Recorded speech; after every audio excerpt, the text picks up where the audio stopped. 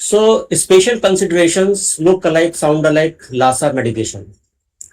जैसे कि हम पहले भी डिस्कस कर चुके हैं कि लासा मेडिकेशंस में मेडिकेशन एरर्स होने की संभावना बहुत ज़्यादा होती है और इसीलिए इनके नाम हमें याद रखने पड़ेंगे। इसकी एक लिस्ट प्रिंट आउट करके आप अपनी नर्सिंग डेस्क पे भी लगा सकते हैं, जिससे कि जब भी कोई फिजिशियन या सर्जन, कोई भी डॉक्टर अगर इस तरह की कोई मेडिसिन प्रिस्क्राइब करता है तो you should be very very cautious about these medication, because इसमें जो दो ड्रग्स होती हैं या तो वो देखने में समान होती हैं जिनको हम लुक अलाइक बोलते हैं, या वो उनके जो साउंड है वो सुनने में एक जैसी लगती है।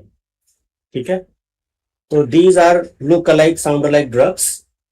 और इसमें क्या है कि डॉक्टर ने एक ड्रग प्रिस्क्राइब की होती है और उस ड्रग के बदले में अगर कोई दूसरी ड्रग चली जाए तो बहुत ही बड़ा नुकसान हो सकता है, बिकॉज एक ड्रग किसी और पर्पस के लिए है, दूसरी ड्रग किसी और पर्पस के लिए है।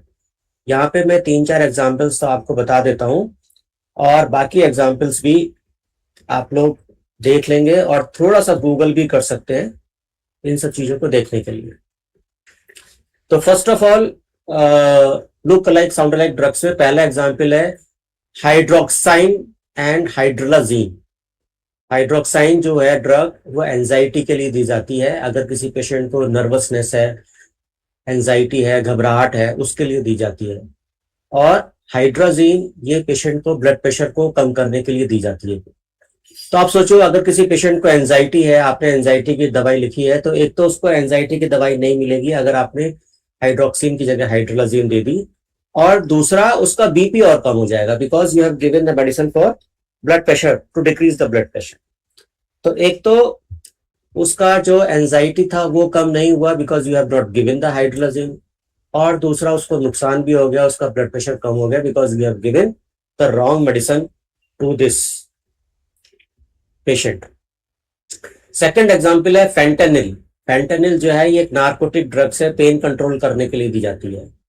ठीक है, एंड इसी की जगह प्रोटामीन एक होती है जो एंटीडोट होती है हिपैरिन के लिए। हिपैरिन एक दवाई है जो ब्लड थिनर होती है, खून को पतला करने के लिए दवाइयां ये चलाई जाती हैं। तो पेशेंट को पेन है बहुत ज्यादा है, डॉक्टर ने फेंटेनिल लिखा पेन को रिलीव करने के लिए, पेशेंट को फेंटेनिल तो नहीं मिली, प्रोटामीन मिल गया, तो उसका ब्लड और पतला हो गया। तो हो सकता है अगर वो सीवीए का पेशेंट है तो उसको और ब्लीड हो जाए और उसकी कंडीशन और ज्यादा बिगड़ सकती है।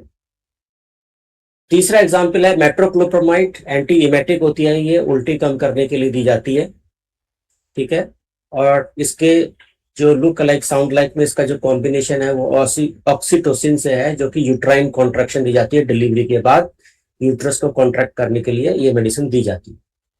ठीक है, तो पेशेंट को जरूरत है, उसको उल्टी आ रही है, उसको मेट्रोक्लोप्रोमाइड की जरूरत है, आपने मेट्रोक्लोप्रोमाइड की जगह look like sound like drug के अंडर ऑक्सीटोसिन दे दी। पेशेंट को कोई ब्लीडिंग नहीं है, यूट्रस में कोई इशू नहीं है, और उसको आपने एक ऐसी दवाई दे दी जिसकी कोई जरूरत नहीं है, तो ये अनऑथराइज्ड मेडिकेशन हो जाते हैं।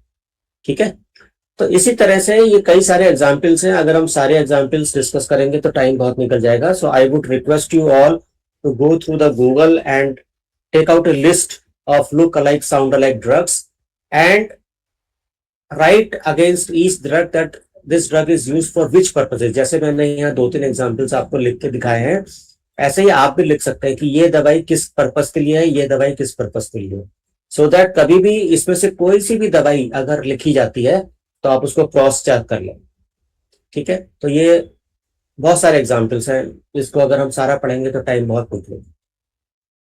सेफ्टी कैसे करते हैं, की सेफ्टी स्ट्रेटजीज क्या है? टॉल मैन लेटरिंग करते हैं इसके अंदर। टॉल मैन लेटरिंग का मतलब ये होता है कि कुछ ऐसे वर्ड जो कॉमन नहीं है उनको टॉल लिखा जाता है, उनको कैपिटल में लिखा जाता है, इसको बोलते हैं टॉल मैन लेटरिंग। ठीक है, जैसे सी इसमें भी है, सी इसमें भी है, तो उसको तो कोई फायदा नहीं है टॉल करने से। सिफाजोलिन और सिफोटैक्सिन, तो इसमें एक्स आ रहा है, ठीक है, इसमें एक्स नहीं है, तो इसके अंदर इस तरह से जो भी वर्ड जो सिमिलर नहीं होते उनको आप टॉल लेटरिंग कर सकते हैं। दूसरा है look alike sound alike stickers लगा देते हैं कि ये दवाइयां जो है look alike sound alike category के अंदर आती है।